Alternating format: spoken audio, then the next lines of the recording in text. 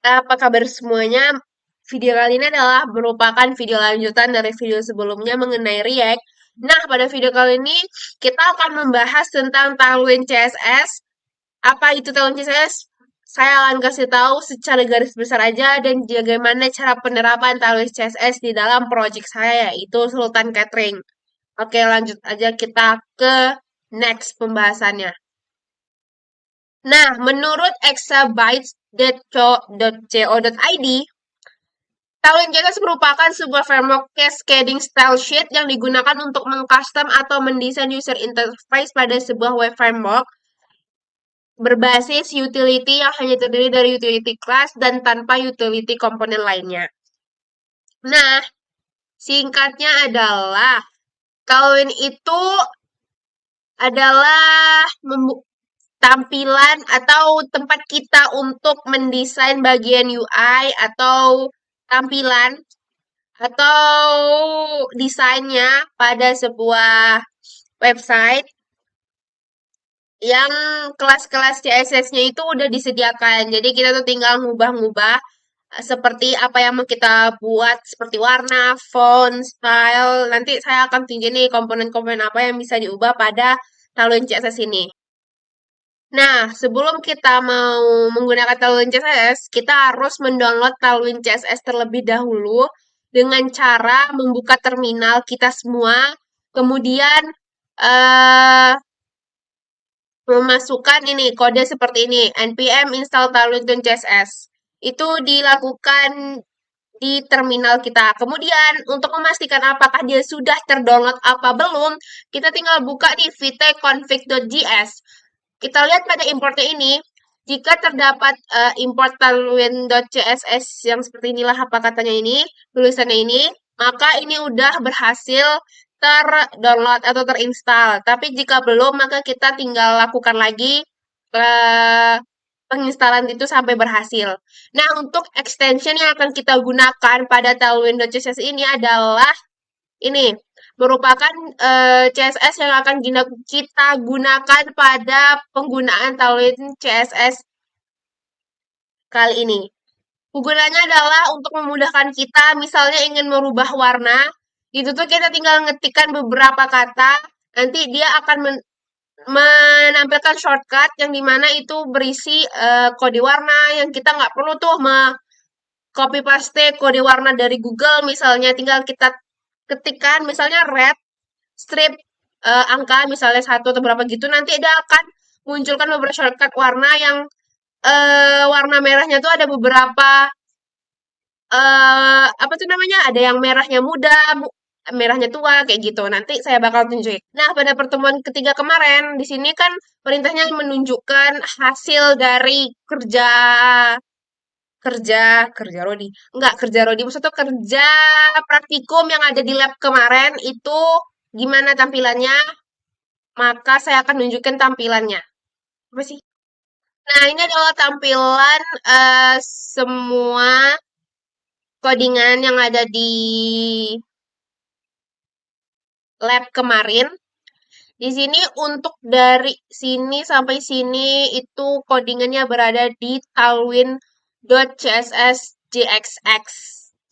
Di sini kita ada belajar Tailwind, ini diletakkan di sini ya. Terus ini adalah induk atau parent-parent dari si child-childnya ini. Pertama kita memiliki function spacing, ya. Terus BTW function spacing ini tuh digunakan untuk memberikan margin atau padding atau jarak yang kita gunakan untuk antara apa itu namanya, judul satu judul dua kayak gitu. Ini dia. Ini adalah contoh padding. Ini dia hasil dari atau output dari penggunaan si function spacing. Kemudian ada typography.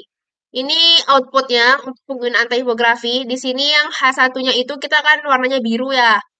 Di sini warna biru kan, pas. Terus di sini ada yang untuk paragrafnya, jenisnya adalah belajar tulis sangat menyenangkan. Nah, ini yang saya bilang tadi, penggunaan extension itu dapat digunakan di bagian sini.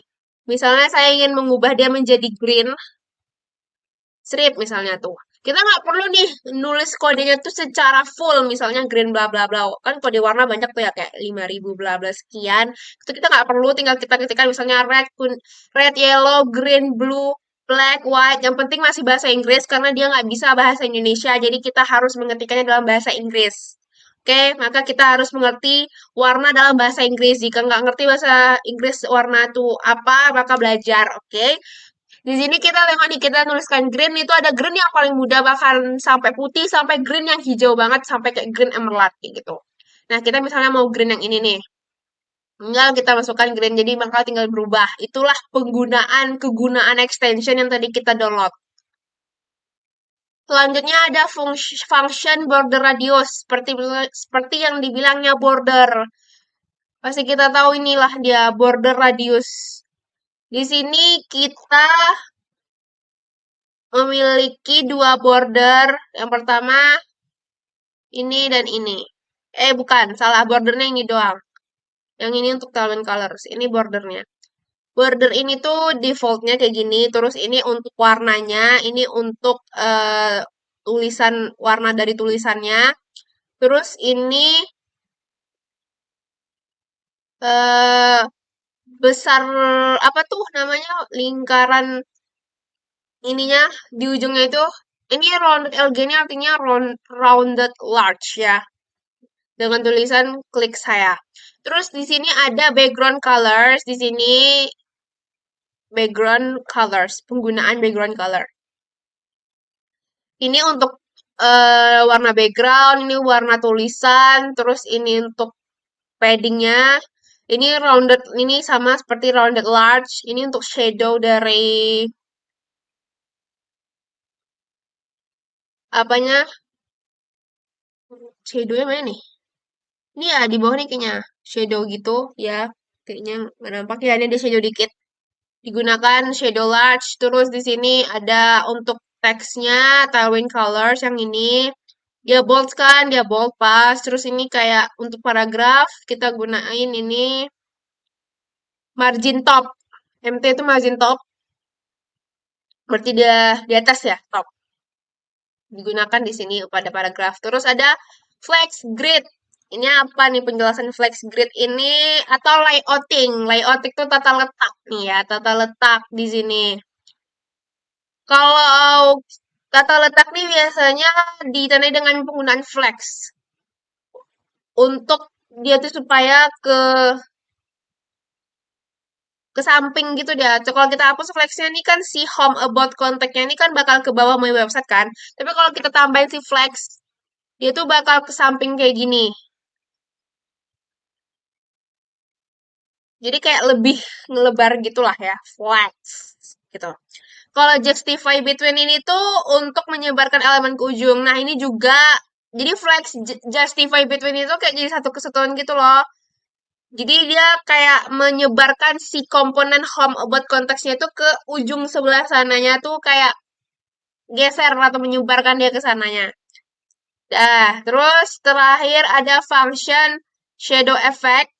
Ya, ini kalau misalnya kita ngarahin atau mengarahkan kursor kita ini ada hover shadow-nya sedikit dua kali nih. Dua kali satu berarti apa tuh? Mari kita cari tahu dulu. Oh, ada efeknya tuh kayak lebih dua kali lebih apa ya? Lebih berwarna apa gitu. Pokoknya dia kalau misalnya kita tuh kayak ada efeknya tuh dua kali lebih berbayang gitu kalau misalnya ngarahin kursornya ke sini itu yang maksudnya hover shadow ini. Ini backgroundnya warna putih, terus jenis shadownya tuh large dengan paddingnya 5, rounded dengan rounded large, Hanover. Terus ini seperti yang di video sebelumnya tuh ada membahaskan tentang transition shadow ini juga digunakan di sini. Seperti itu semuanya sama. Terus ini bagian form itu kita menggunakan inputan file atau komponen. Di sini inputan file-nya komponennya kita letakkan dengan nama inputan file. Yang ini nih type nih. Di sininya type label placeholder on change. Di sini juga kita masukkan nama, email, Terus ada tanggal lahir. Ini merupakan bentuk penerapan input file atau apa tuh namanya? Reusable component. Itu dia. Di sini juga ada penggunaan reusable component juga, ada ustat. Ini ustat ya untuk hitung gaji bersih. Terus di sini adalah penggunaan reusable component. Di sini juga reusable component dan eh apa tuh conditional rendering alerts. Jadi di sini dibilangnya kan nggak boleh nih masuk, nggak boleh kosong nih kan. Jadi harus kita masukin. Misalnya kita punya gaji itu 3 juta ya. 3 juta, potongannya 11%, maka kita dapatkan 2.670.000. Nah, ini kegunaannya untuk nambahin satu-satu gitu lah. Namanya drop down. Nah, dari semua penjelasan ini tuh akan kita terapkan nih dalam project kita yang bernama Sultan Catering. Kayak mana bentuk penerapannya? Let's go. Nah, di sini adalah penerapan dari beberapa komponen seperti state, terus reusable component, dan conditional rendering pada project saya yaitu Sultan Catering. Nah, pada form data dirinya ini, penggunaan state-nya terdapat pada di bagian sini yaitu deklarasi variabel-variabel kita.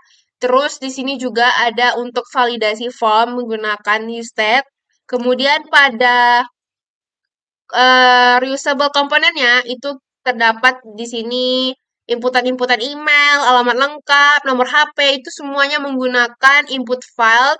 Kemudian juga di alert kita menggunakan input file juga, karena di sini ada alert, terus input file, terus juga di sini kita memiliki conditional rendering yang alert, yang dimana kondisi ini jika data yang semua yang memiliki bintang atau info yang wajib itu terpenuhi, maka akan menampilkan data sudah lengkap atau silakan klik tombol simpan. Contohnya seperti berikut. Nih, semua tanda yang udah berbintang ini sudah terpenuhi, maka akan menampilkan data sudah lengkap, silahkan klik tombol simpan. Tetapi, jika salah satu dari tanda bintang ini itu tidak terpenuhi, contohnya misalnya alamat lengkapnya ini nggak ada, maka akan menampilkan kondisi yang ini, dia error, lengkapi semua data yang bertanda bintang. Hal tersebut sama juga diterapkan pada bagian form yang pemesanan catering ini. Bedanya di sini kita menggunakan drop down. Kita di sini memilihkan paket hemat, masukkan porsinya misalnya 3, terus di sini tanggalnya kita masukin aja today, terus untuk jamnya terserah lah tanggal ini metode pembayarannya, maka di sini adalah data pesan sudah lengkap, silahkan klik tombol submit. Tetapi jika salah satu di antara kondisi tersebut tidak ada yang tidak terpenuhi, sepertinya misalnya ini porsinya kita ubah jadi 0. Nih, kita hapus, dia dibilang akan menampilkan kondisi error yang ini. Kondisi error yang ini.